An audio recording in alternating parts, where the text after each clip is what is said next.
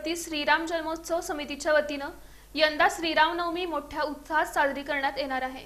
Vijapur road मध्यवर्ती श्री राम जन्मोत्सव यंदा मोठ्या उत्साहात साजरा करण्यात येणार आहे।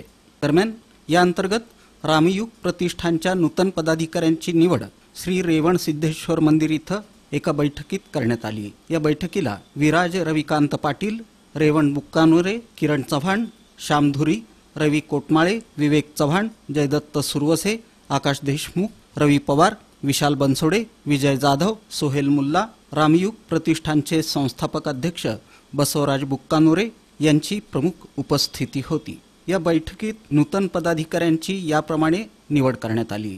रामनवमी उत्सवाध्यक्षपदी प्रथमेश चव्हाण, उपाध्यक्ष अमर कोळूर, ओम रोटे, कार्याध्यक्ष राजेश भोगशेट्टी, सचिव अवी सासवे, सरफरोज शेतसंधी, नियोजक सचिन बिराजदार, रमेश हलसंगी, सचिव उदय बिज्जरगी, अजित बिराजदार, सहसचिव सचिन राठोड, पृथ्वी काळे, संयोजक वैभव मोरे, प्रसिद्धी प्रमुख धनराज बगले, विजय मोहोळकर, सोमा हिरेमठ, पूजा प्रमुख रवी हिरेमठ यांची निवड करण्यात आली।